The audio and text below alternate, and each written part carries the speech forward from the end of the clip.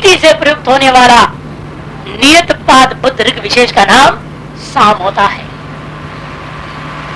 छंद से क्या लेना? सप्त गायत्री आदि स्तोत्र शस्त्रादि कर्मांग भूतांश त्रिविधान मंत्रान गायत्री छंदो विशिष्टान यज्ञांश्च।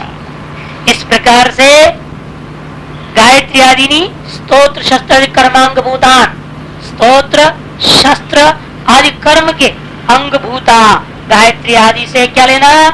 उष्णिक अनुष्ठव बृहति पंक्ति तृष्टवार जगति छंद स्तोत्र और शस्त्र से विशिष्ट। स्तोत्र और शस्त्र क्या है? टीका में दिया है उद्गात्रादिना गीयमानम ऋग्जातम स्तोत्रम तदेव होत्रादिना शस्यमानम शस्त्रम।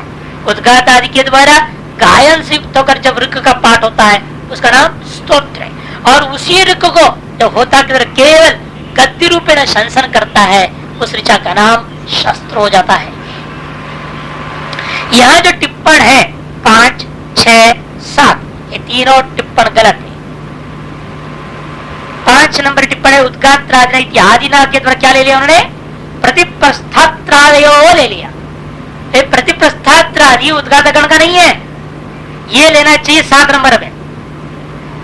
7 में ना अध्वर्यु प्रवृत्ति, अध्वर्यु प्रवृत्ति रीति में प्रतिप्रस्थात्रादय हो जाना चाहिए, और वहां जो प्रतिहर्त्रादय है वो आना चाहिए यहाँ पर 5 में। उल्टा हो गया ये। 5 में जो है प्रतिप्रस्थात्रादय उसको बिठाओ 7 में, और प्रतिहर्त्रादय उतने ही लेना, पूरी टिप्पण को नहीं बदलनी है। 5 में जो टिप्पण है उद्गात्रादिना इत्यादिना वो तो वैसे का वैसे रहेगा। उसके बाद जो प्रतिप्रस्थात्रादय है उस प्रतिहर्त्रादय को ले आओ जो 7 नंबर में दी हुई है, और जो प्रतिहर्त्रादय में है उसको ले जाओ 7 नंबर में जहाँ प्रतिहर्त्रादय लिखा उल्टा है क्रम, और बीच वाला तो पूरा ही गलत, काट ही दो उसको। होत्रादिना इत्यादि ना ब्रह्मादियो ग्राह्य जो है ना ब्रह्मादियों को काट दे। 6 नंबर में जो दिख रहा है ब्रह्मादय उसको तो पूरा ही काटना पड़ेगा, 100% गलत है। यहाँ तो कहीं उल्टा पलटा हो गया, इधर को उधर दिखा दो, उधर को इधर दिखा दो, काम चल जाएगा। लेकिन वहां पर आपको लिखना पड़ेगा कि होत्रादिना के स्थल पर आपको लिखना पड़ेगा उस जगह पर होता का चेला कौन है? मैत्रा वरुणादि, ये लिखो वहां मैत्रा वरुणादयो ग्राह्या। ब्रह्मादय के जगह लिखना मैत्रा वरुणादयो, ये लिखना पड़ेगा। समझ में आ गया ना? जो 5 में है प्रतिप्रस्थात्रय उसको ले जाना 7 में, और 7 में जो प्रतिहर्त्रादि है उनको ले आना 5 में, और 6 में जो ब्रह्मादि है उसको काट ही देना, काट करके मैत्रा वरुणादि लिख देना उस जगह पर। क्योंकि मीमांसा वगैरह में आप पढ़ते हैं कर्मकांड में होता है ये, क्योंकि उद्गात्रादि से आदि से कौन कौन होता है पता है? उद्गात आदि में प्रस्तोता, प्रतिहर्ता, सुब्रह्मण्य, उद्गाता प्रस्तोता है, प्रतिहर्ता है, सुब्रह्मण्य, ये 4 उद्गात्रगण हो गया। ठीक, होत्रादि में होता हो गया आदि से मैत्रावरुण, अच्छावाक, गरावस्तुत, ये 4 होत्रादि गण। फिर अध्वर्युवादि में प्रतिप्रस्थाता, नेष्ठा, उन्नेता, उन्नेता लिखा है, वही लिखा हुआ है। आप संग्रह वगैरह जब वहां पढ़े हैं मीमांसा में पढ़ा लिखा हुआ न्यायमालम वगैरह में, तो वो जो 4 है उस हिसाब से यहाँ पर बनाने चाहिए। टिप्पण थोड़ा उल्टा पुल्टा हो गया, उसको ठीक कर देना है। चलिए अब मूल में वापस। स्तोत्र शस्त्रादि कर्मांग भूतान त्रिविधान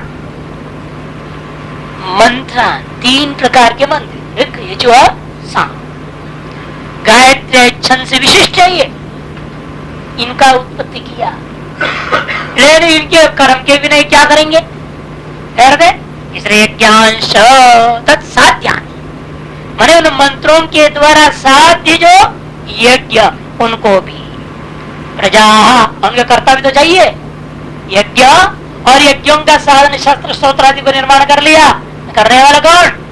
इसे प्रजा तत्कर्त्री, यज्ञ का कर्त्री, यज्ञ का जो करता है उन लोगों को पैदा किया। यज्ञ के अंगभूत पशुवादि के बिना भी कैसे करेगा वो? दूध चाहिए, गाय चाहिए उसको, घी कहां से बनेगा, घी के बिना हवन कैसे होगा? इसलिए क्या किया उसमें पशु में भी ग्राम्यान आरण्यान कर्म साधन भूदान, कर्म का साधन होता ग्राम्य और अरण्य में होने वाले पशुओं को निर्माण किया। इन विचार होता है शंका। यहाँ पर देखो पहले अपने का त्रैया वाचा मनसा मिथुरीकरण किया, वेद त्रय था पहले से, उसको सब मन को संयोग किया तो ये सारा सृष्टि हुई। और सृष्टि में क्या किनारे वेद उत्पन्न किया, ये कैसा हो गया? ये पहले से ही है, फिर उत्पत्ति कहां से हुई बाद में? मिथुन भाव के बाद। इसलिए शंका पूर्व पक्षी करता है ननु त्रैया मिथुनी भूदया। आपकी शंका भी एक तरह से जवाब आ गया। या सवेरे पूछ रहे थे वेदादि है कि अनादि है, अभी जवाब आ गया। त्रैया मिथुनी भूतया असृजत इति उक्तम। आपने तो पहले कह दिया त्रैया वाचा मिथुनी भूतया, है ना, असृजत। फिर क्या सृष्टि की? कथम असृजत? फिर ऋगादि ने हुआ विसृजत उक्तम। फिर ऋगादि ने कथम असृजत? फिर ऋगादियों की कैसे सृष्टि करेगा जो पहले से ही है, फिर सृष्टि क्या करेगा उनका? ये नैष दोष। जवाब बड़ा सुंदर। मनसस्तु अव्यक्त वयम मिथुनी भाव स्त्रिया। मन का त्रयी के साथ में जो मिथुनी भाव है वो अव्यक्त अवस्था का वर्णन कर रहा है। बाह्यस्तु ऋगादीन विद्यमानमेव कर्मसु विनियोग भाव व्यक्ति भाव सर्ग। और बाह्य में ऋगादियां जो विद्यमान है पहले से ही, ऋगादि अनादिकाल से विद्यमान है, इनका कोई कारण ही नहीं है, तो कहां से उत्पन्न होएगा ये? आदि रहितम माने कारण रहितम इति अनादि। किसी प्रकार का कारण नहीं है यहाँ, काल रूपी कारण नहीं, देश रूपी कारण नहीं, वस्तु रूपी कारण भी नहीं है, सर्व प्रकार के कारण से रहित है ये केवल। इसलिए संसार अनादि है तो ये भी अनादि है। ये संसार का कोई वास्तव में कारण नहीं। कब पैदा हुआ, कौन पैदा किया, पहले कौन सी माया, कहां से आई माया? माया ने सृष्टि कर दिया ब्रह्म में, ब्रह्म ने तो किया नहीं, ब्रह्म में है ही नहीं, आया कहां से? अब कहना पड़ता है अनादि माया। वहां भी अनादि का कारण रही तो माया, माया कहां से आई ये मत पूछो। जिसको जगत दिखाई दे रहा है उसको कहना पड़ता है तुम्हारे अंदर अविद्या है, इसे तुमको जगत दिखाई दिया। अविद्या है इसलिए जगत है, जगत दिखाई दे रहे इसलिए अविद्या है। अनन्य दोष है बीजांकुर तो मानना जा सकता है अनादि से, कोई दिक्कत नहीं। यह ब्रह्म ज्ञान पर्यंत इसको माना जाएगा। इसलिए विद्यमान में विद्यमान ही ऋगादि पहले से ही, लेकिन फिर उनकी बाह्य सृष्टि क्या हुई?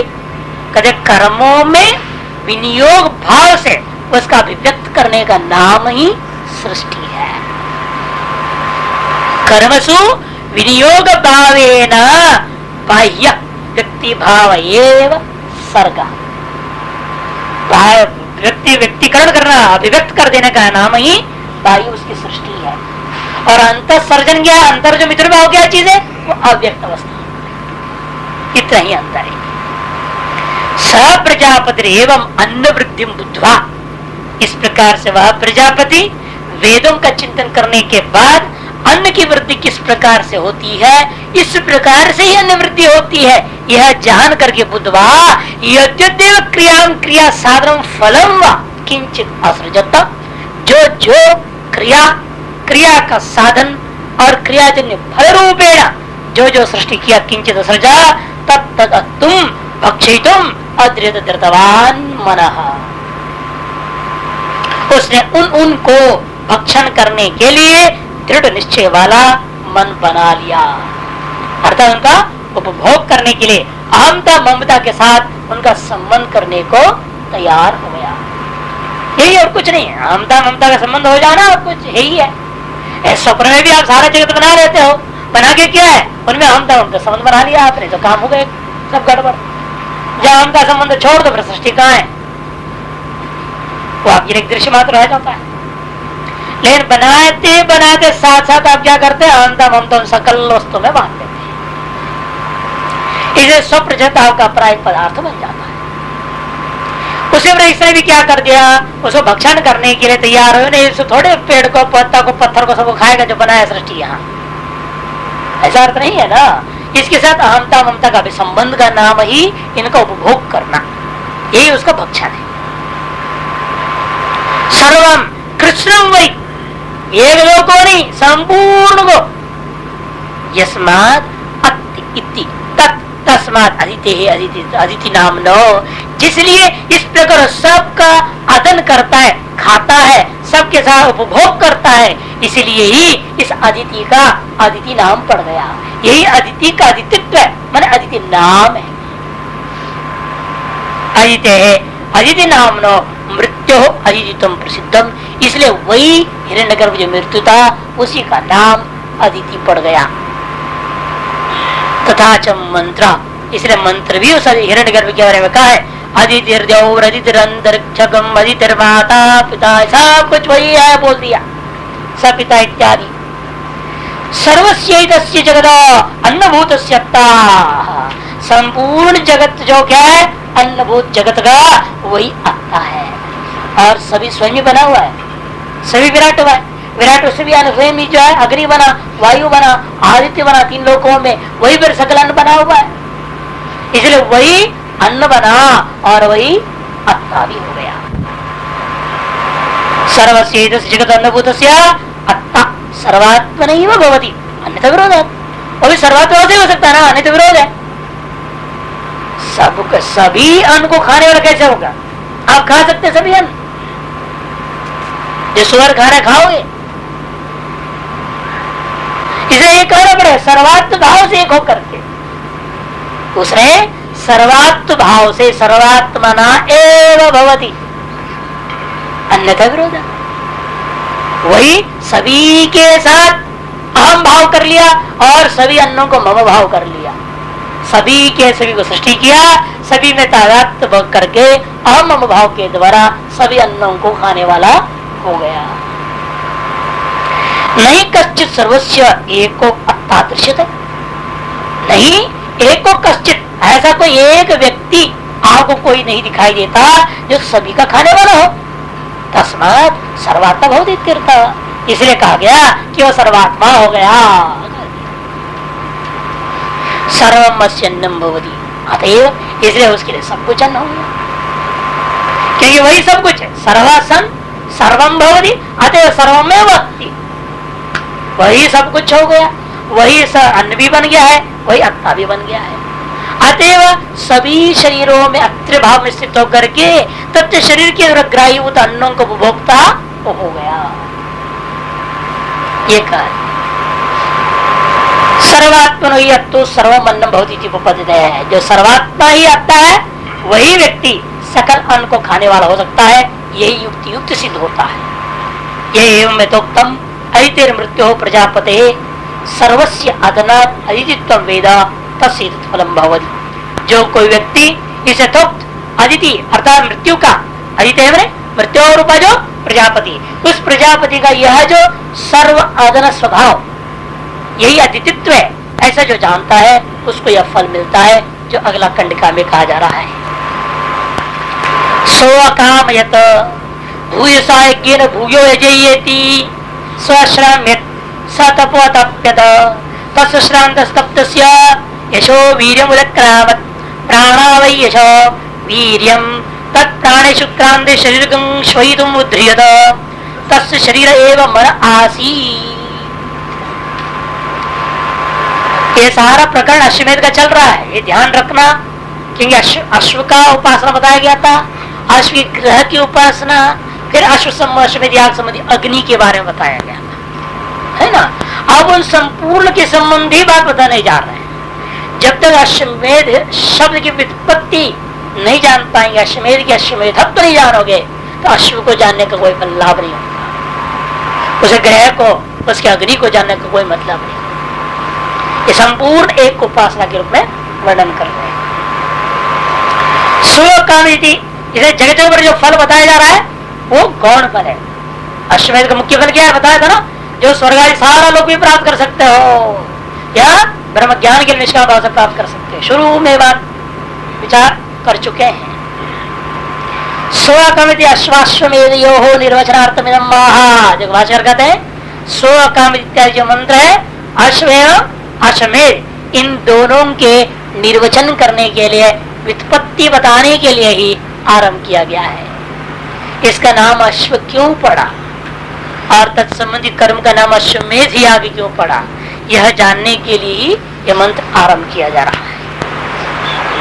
स्व काम है तो उस प्रजापति ने ऐसी कामना की कि क्या मैं पुनः बड़े भारी अश्वमेध याग आदि यज्ञ के द्वारा यजन करूं। भूयसा यज्ञेन भूयो यजयति, मैं बहुत जबरदस्त बहुत बड़ा सबसे बड़ा यज्ञ जिसे सबसे ज्यादा दक्षिणा दिया जाए ऐसे विशाल यज्ञ के द्वारा मैं एक महान यज्ञ को निष्पादन करूं, ऐसा उसे संकल्प किया।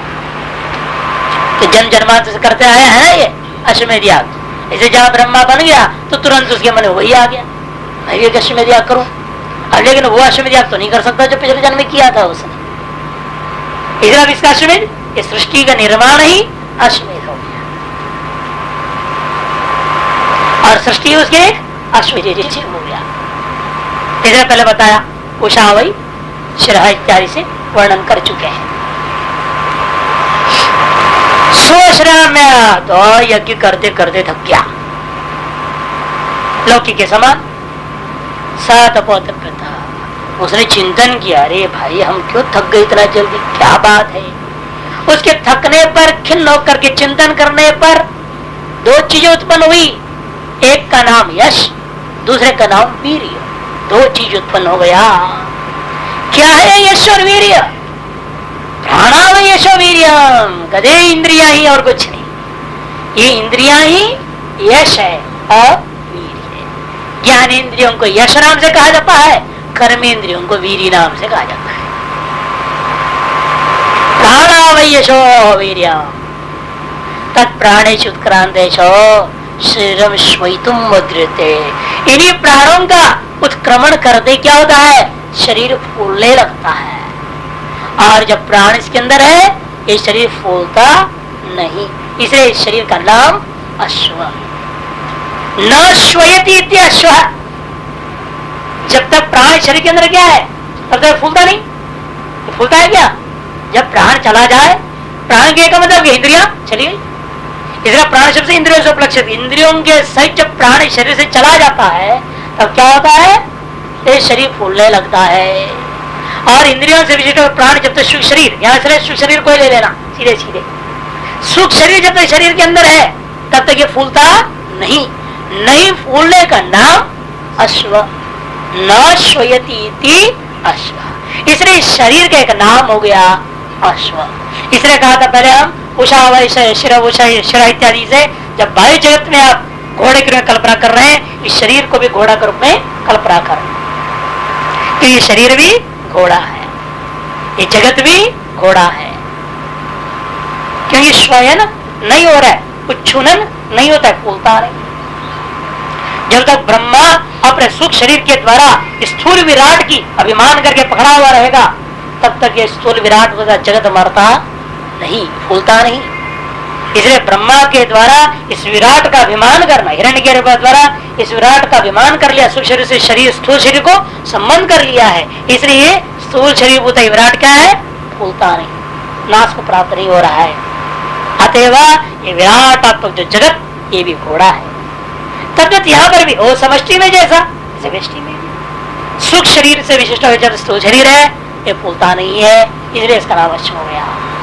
जहाँ शरीर से प्राण आदि इंद्रियों के से चला जाएगा फिर फूल के सड़ जाता है, खत्म प्रलय शरीर का। वेदे शरीरम श्वयितुम अध्रियत, जैसे इंद्रियों के से प्राण को उत्क्रमण होने लगा फिर शरीर फूलने के लिए तैयार हो गया। तस्य शरीर एवं मन आसी, इतने पर भी उसका मन कहाँ है, इस शरीर में ही रहा। मन इस शरीर में ही रह जाए, वो इतना जल्दी से निकलता नहीं, वो भी निकल जाए फिर तो काम हो गया पूरा। फिर आगे बताएंगे उसका अगले मंत्र। स्वकाम अश्वाश्वमेध निर्वचनार्थम इदम महा, अवतरण निकाले रहे अश्व और अश्वमेध इन दोनों शब्दों का निर्वचन करने के लिए ही यह मंत्र आरंभ होता है। भूय समझे महता महान सर्वदक्षिणाया महत्व सर्वस्व दक्षिणा कप्प। महत्व में क्या है? सर्वस्व दक्षिणा देना ही सबसे महानता है यज्ञ में। तच्च अश्वमेध भवती तथा च महता यज्ञ अश्वमेधा विधेन याज्ञनित यावत्। कारण अश्वमेध याग के द्वारा ही याग करना चाह रहा है। भूयः पुनरप्यजेति पुनः मैं यजन करना चाहता हूँ। अच्छा नहीं, इससे बड़ा है ही नहीं। विशेषित तो उससे भी छोटा है, उसमें भी है, लेकिन उससे ये महान है। क्यों? इसे घोड़ा छोड़ के सबसे लौटरा भी पड़ता है। उसमें तो है नहीं विश्वजित में, सारे पृथ्वी को जीतना पड़ता है अश्वमेध याग में। पृथ्वी को जीता और जिन जिन राजाओं ने जो जो धन अर्पण किया वो सारा धन का भी हाथ दान दे देगा। और यहाँ तो ऐसा नहीं, विश्वजित में तो जितना उसके पास है यज्ञ किया सब दान दे दे, बात खत्म। उससे ज्यादा यहाँ पर दक्षिणा लागू इसलिए हो गया। वहां तो जो आपकी अपनी स्वत्व थी उतनी ही आपने दे दिया, और यहाँ आपका अपना स्वत्व और यागांग भूत अश्व संचालन के द्वारा प्राप्त जो धन वो भी आपका स्वत्व हो गया अभी, इसलिए स्वत्व बढ़ता है वहां। इसे विशेष याग में सीमित स्वत्व है, अश्वमेध याग में असीम स्वत्व है। वो सारे स्वत्व को देना है, इसलिए से को महान सब यागों में इसलिए सबसे महान याग इसलिए अश्वमेध याग बनाया गया। तो कहते हैं यज्ञ न भूय पुनर्पीयजेति जन्मांतर करणापेक्षा भूय शब्द। जाके देखो आपका ये भी जवाब, जन्मांतर करणापेक्षा, जन्मांतर में उसने किया है यो यज्ञ को, उसने स्मृति जगदी बराबर। यहाँ पर इस कल्प में जैसे ब्रह्मा जी को होश आया तुरंत ही उन्होंने उसको स्मृति आ गई, जो जो पूर्व जन्म में किया हुआ था वो सारा का सारा याद आ गया। याद आते पर उसी के अनुसार विराट आत्मा जिस अश्व को अश्वमेध याग रूपेण संपादन करना चालू कर।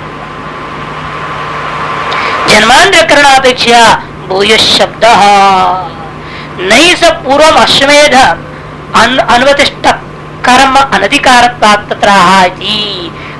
भाई उससे पहले कर्माधिकारी नहीं बना, सृष्टि निर्माण नहीं हुई है तो कहां से कर्माधिकारी हो जाएगा वो?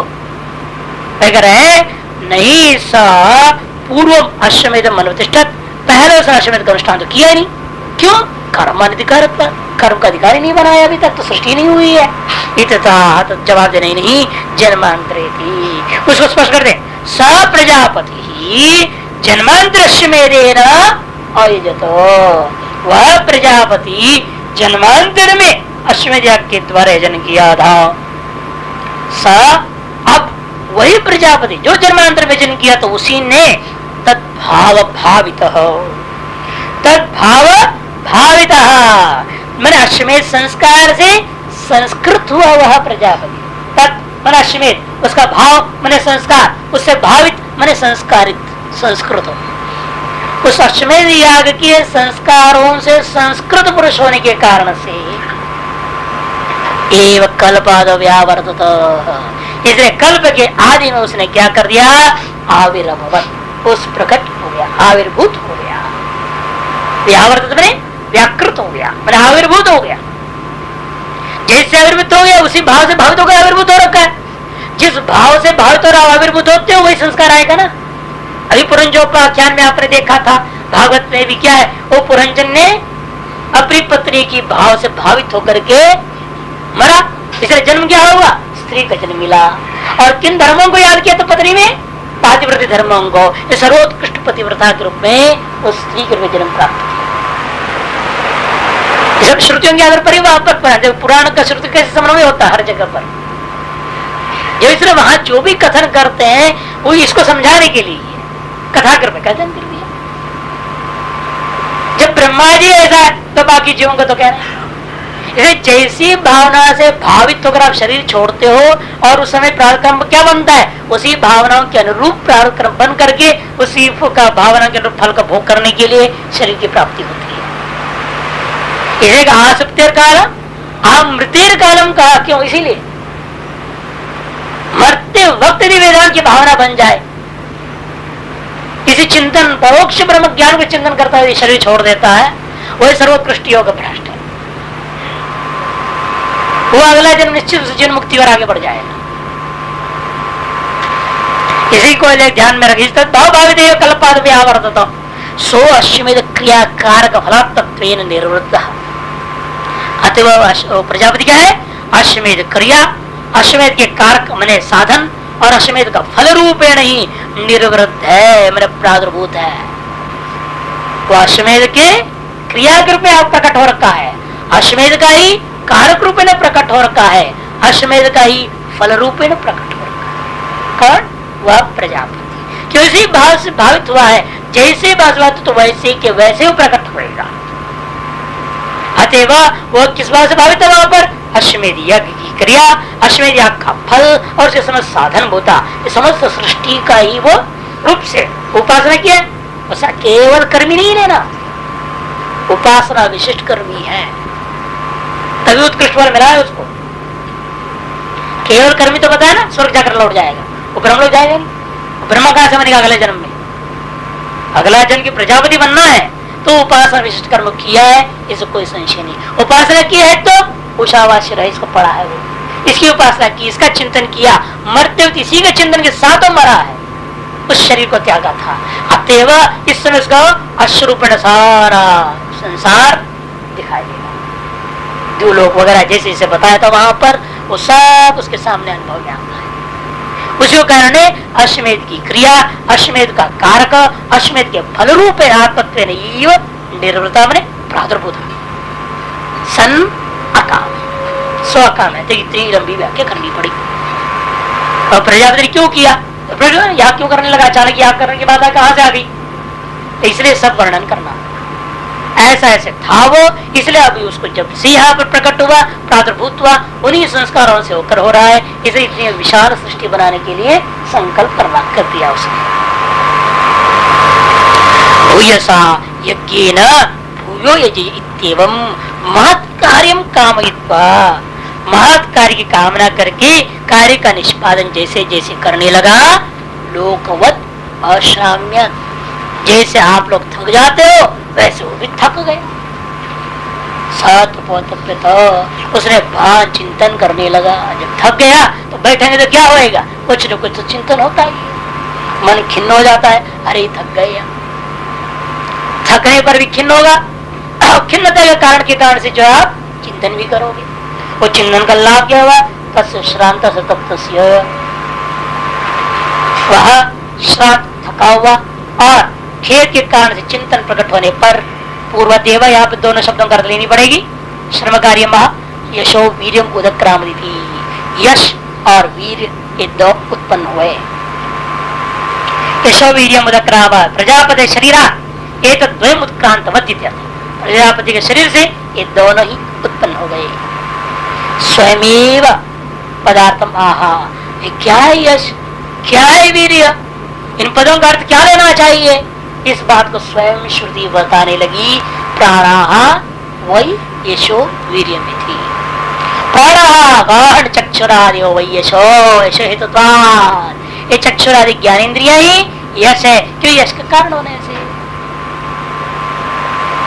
सुख्याति भवति, क्योंकि उनके होने पर तो ख्याति प्राप्त होती है। आप समय से देखोगे, समय प्रकार सुनोगे, समय प्रकार से बोलोगे, सब कुछ करोगे ना। एक ज्ञानेन्द्रिय और कर्मेंद्रिय न हो तो ख्याति कहां से प्राप्त हो सकता है? ख्याति के आधार ही यही चीज। पूरे आपके 10 इंद्रियां ठीक ठाक हो और अंतःकरण सही हो और आपने सम्यक ज्ञान प्राप्त किया, और सम्यक ज्ञान को ज्ञानेन्द्रिय से प्राप्त करने के बाद सम्यक प्रकार कर्मेंद्रिय से उसका अनुष्ठान कर लिया, तो उस व्यक्ति का संसार में ख्याति तो निश्चय है। और इंद्रियों का दुरुपयोग कर रहे हैं तो ख्याति क्या होनी है? मरने के बाद लोग गालियां देते रहेंगे, जीता जीता किसके तो भला इसने की नहीं, लोग ऐसे करते हैं ना, न भला सोचा न भला किया। अर्थात क्या है? ज्ञानेन्द्र कर्म से दुरुपयोगी किया इसने। चाहे गृहस्थी हो, सन्यासी हो, किसी भी आश्रम से वर्ण से कोई लेन देन नहीं, सामान्य बातें हैं ये सभी के लिए। जो व्यक्ति जहां भी रहे, जैसा भी रहे, अपना इंद्रियों को समय प्रकार से प्रयोग करता है उसको तो अवश्य ख्याति प्राप्ति होती है। इसे कहते हैं स्वयतेषु ही सत्सु ख्यातिर्भवति तथा वीर्यम बलम अस्मिन् शरीर है। इसी प्रकार कर्मेंद्रिय रूपी इस शरीर में विद्यमान कोई बल समझना, कर्मेंद्रियों से बल का पता भी चलता है। अब आपकी बुद्धि बड़ा तेज दौड़ने वाला है लेकिन शरीर थोड़े दौड़ रहा है, वो अपने अपने अलग अलग है ना बल।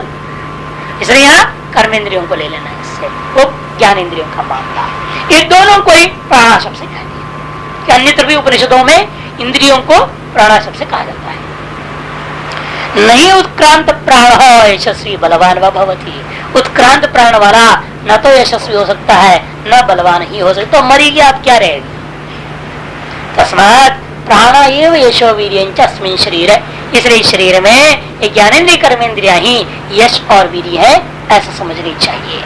तदेव प्राण लक्षणम यशा वीर्यम उदक्रांत, इसीलिए उसके उस शरीर से क्या हुआ, ये दो प्रकट हो गए। तदेव यशो वीर्य भूतेषु प्राणेषु उत्क्रांतेषु, वह यशो वीर्य भूता प्राणेषु उत्क्रांतेषु शरीरात निष्क्रांतेषु, शरीर से निष्क्रमण कर जाने पर क्या हो जाता है, कहते हैं तच्छरीरम प्रजापतेष्वैतुम उच्छून भावम गंतुम अद्रियत अमेध्यम च भवत्। उसका जो प्रजापति शरीर था वो जो स्थूल शरीर वो फूलने लग गया, और ऐसा फूलने लगा ऐसा फूलने लगा कि अमेध्य होने लगा, वो अशुभ होने लगा और यज्ञ हो गया, यज्ञ करने योग्य ही नहीं रह गया, ऐसा स्थिति हो गई। यहाँ पर कह रहे प्राण लक्षण में लिंग शरीर में दिया, 4 नंबर टिप्पणी देखेंगे आप, 4 स्पष्ट कर रहे हैं वास्तव प्राण लक्षण माने प्राण लक्षण जिसका उपलक्षण लक्षित करता है, जिसका ऐसा सूक्ष्म शरीर ही लेना। सूक्ष्म शरीर स्थूल शरीर से अलग होने पर ही आप कहते हैं ये स्थूल शरीर मर गया, इसलिए यहाँ स्थूल शरीर का और सूक्ष्म शरीर की बात कह रहे हैं। प्राणाराम शस्त्रम वीर्यत्तंच वसवृत्ति वाक्यार्थम माहा शरीर निष्क्रांतेषु तच्छरीरम प्रजापतेषु उच्छून भावम गंतुमद्रियत माने अमेध्यम च भवत्, अर्थात वो अपवित्र हो गया। इसलिए आप मुर्दे को छूते हैं तो नहाना पड़ता है, उसको छूने वाले को छूओगे तो भी नहाना पड़ेगा। आज जरूरी नहीं कि आप उसको छू लिए, आप शव यात्रा में गए तो आपको नहाना पड़ेगा। जरूरी नहीं आप मुर्दे को छूते, शव यात्रा में भाग लिया तो उसको जरूर ही करना पड़ेगा स्नान आदि। क्यों, वो अपवित्र वस्तु है, अपवित्र हो गया। आप तक पवित्र था, प्रणाम करते रहे, सब कुछ करते रहे, उसको पूछते भी रहते हैं लोग, और जब वो मर गया उसके बाद ऐसा अपवित्र हो गया तत्काल उसको बरांडे में डाल दिया जाता है, तुरंत बाहर। तो इसलिए कहते हैं वो अमेध्यम च भवति, वो अमेध्य हो गया, पूज्य हो गया, अपवित्र हो गया। तस्य प्रजापति शरीरात निर्गतस्यापि, और इस तरह से प्रजापति के शरीर से और सूक्ष्म शरीर के निकलने के बावजूद भी तस्मिन्नेव शरीरे मन आसीत, उस शरीर की में मन था, मन अभी वो बाहर बैठा है, से निकल तो गया और वहीं पर मन लगा रखा है, ये मेरा शरीर है। ये था कस्यचित् प्रिय विषय दूरम गतस्यापि मनो भवति तत्, जैसा कोई प्रिय विषय है वो दूर चला गया है तो इसका मन क्या है, उसी विषय में रहेगा। शरीर यह है इन मन उसी में है, वो अलग हो गया, दूर हो गया, बाहर हो गया, इन मन उसमें रहेगा। ठीक उसी प्रकार यहाँ पर भी करे यथा कस्यचित् प्रिय विषय दूरम गतस्यापि, प्रिय विषय का दूर चलने के बाद मनोभवति मन होता है, ठीक उसी प्रकार है समझो। स्त्री आदो दृष्टांत दिया इन्होंने, स्त्री आदो प्रिय विषय 10 नंबर टिप्पण में सवर्जम रसो ही वही सह इत्यादि मंत्र संगत्यागो या संभाव्य विनय का त्याग बोधनादि, क्योंकि संग का त्याग है ना असंभव है, आसक्ति का त्याग असंभव है। बिना जीव ब्रह्म ऐक्यत्व के ज्ञान का केवल इस प्रकार के उपासना आदि से आसक्ति का त्याग असंभव है, इस बात को यह प्रकट किया गया है। ऐसे वार्तिककार ने कहा, जो कि 9 नंबर टिप्पण में विस्तार से देख लेना। स्वकाम मेध्यम आत्मवी अनेन श्यामिति ततो अश्वसवत् यत् अश्वत् तन्मेध्यम अभूत इति तदेव अश्वमेधस्य अश्वमेधत्वम्। एष वा अश्वमेधं वेद य एनम् एवं वेद तम अनवरुद्धैव अमन्यत तम संवत्सरस्य परस्तात् आत्मन आलभत पशून् देवताभ्यः प्रद्योहत् तस्मात् सर्वदेवत्यं प्रोक्षितं प्राजापत्यम् आलबन्ध। एष वा अश्वमेधो य एष तपति तस्य संवत्सर आत्मा अयम् अग्निः अर्कः तस्मै लोका आत्मानः तावेतावर्कस्य अर्काश्वमेधौ सो पुनरेकैव देवता भवति मृत्युरेव अपः पुनर्मृत्युं जयति नैनं मृत्युराप्नोति मृत्युरस्य आत्मा भवति एतासां देवतानाम् एको भवति। तस्मिन् उसी शरीर में रहते उसने क्या सोचा, अरे भाई मन तो उसी में रहा ना, वो सोचा अरे गड़बड़ हो गया, अब ये शरीर दोबारा मृत्यु कैसे हो जाए। जैसे हार्ट अटैक हो गया तो होगा, तो मर गए तो मृत्यु हो गया, अब क्या करेंगे, तुरंत अस्पताल ले जाएंगे, ये मृत्यु कैसे हो जाए सोचेंगे आप, है या नहीं। ऑक्सीजन दे देंगे, यहाँ से ऑक्सीजन दे देंगे, इधर पाइप उधर पाइप दुनिया पाइप दे दो करके किसी तरह उसको जिंदा कर दे। वो हो गया अश्व, अश्व था अश्व हो गया, अमेध्य हो गया था अब अमेध्य हो जाता है, पुनः शिव रूप धारण कर गया। वही कहते हैं स्व काम मेध्यम इदगुम स्यात्, अरे ये जो मेरा स्थूल शरीर जो अमेध्य हो रहा है वह मेध्य हो जावे। अनेना आत्मन्वी श्याम, स्थूल शरीर के द्वारा मैं भी शरीर वाला हो जाऊं, ऐसे उसने कामना की। ततो अश्व संभव, उसी समय वो क्या हो गया, जो स्वयं कर रहा था अब उच्छूनन समाप्त हो गया, वो अश्व हो गया। यही यद अश्व तत् अश्व, इस प्रकार जो अशूनन भाव अनुच्छूनन भाव है इसी का नाम अश्व है। वही मेध्यम अभूत, वही मेध्य हो गया। तदेव अश्वमेध से अश्वमेध, यही अश्व का मेधत्व की अश्वमेधता समझो। अश्व में जो मेध्यत्व आया इसी का नाम अश्वमेध है। इस प्रकार अश्वमेध की अश्वमेध संज्ञा का निर्वचन को जो जानता है, यह एवं वेद, एष अश्वमेधम वेद, वही व्यक्ति उस अश्वमेध को जानता है समझो। तम अनुरुद्धैव अमन्यत, तो क्या होगा, उसने उसे बंधन शून्य चिंतन किया, अनुरुद्ध बंधन रहित होकर के उसका क्या किया, अमन्यत चिंतन किया। तब क्या हुआ, तम संवत्सरस्य प्रस्तात् आत्मन आलभत,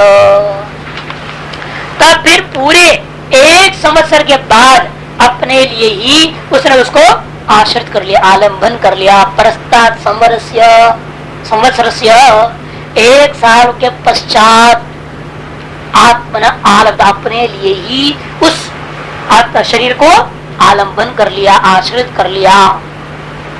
अर्थात प्रजापति देवता संबंधी उस पशु को पशून देवताभ्य प्रत्योहत, अर्थात प्रजापति देवता संबंधी पशु रूपा उसका जो ये आलंबन है वो किस लिए, अन्य पशुओं के समान अन्य देवताओं के प्रति वो पहुंचा दिया।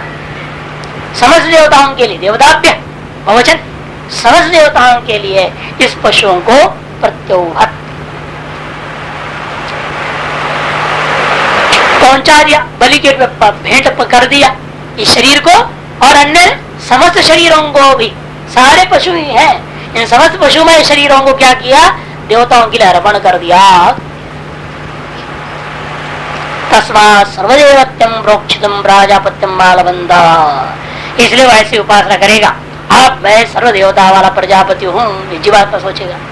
अतएव मैं जैसे ही प्रोक्षित हो गया, प्रोक्षण हुई तो उसी समय सोचेगा अब मैं समस्त देवताओं के लिए पशु के समान पशु कर अर्पित हो गया हूँ, ऐसी भावना करना चाहिए। एष अश्वमेधो यह तपति, ये जो सूर्य ऊपर तप रहा है यही अश्वमेध है। तस्य संवत्सरात्मा, उसका शरीर क्या है, संवत्सरी उसका शरीर है। अयम अग्नि अर्क, ये अग्नि अर्क है। सूर्य का संवत्सर क्या है, शरीर है, और पार्थिव अग्नि अर्क, जिसमें ये हम कर रहे हैं। ये जो पार्थिव अग्नि है हवन कुंड में जो जल रहा है यही अर्क है। तथा तेजो रसो वह अग्नि है, तो कहा था पहले, तो इसी को लेना है। तथा उसके ये जो तस्य इमे लोका, ये जो समस्त है आदित्यादि लोक कहे जाते हैं, ये क्या है? आत्मा, मैंने शरीर क्या हुआ है? हाथ पैर वगैरह हो गया इसका। तो वेद अर्काश्वेद, इसलिए ये जो अग्नि और वो जो आदित्य, ये जो अग्नि और वह जो आदित्य है, यही अर्क और वो अश्वमेध है। अग्नि क्या? अर्क है, आदित्य क्या? अश्वमेध है। तो वेद मैंने अग्नि आदित्य अर्काश्वमेध हो, अर्क और अश्वमेध है। सौ पुनरेक देवता, सौ पुनः एक देवता, किंतु ये मृत्यु भी देवता एक ही है, एक ही मृत्यु देवता है। सब हुआ था, त्रिताभवत वगैरह कहा था पहले, है ना? वह इसलिए वास्तव में सब क्या है? एक ही देवता, ऐसे समझो।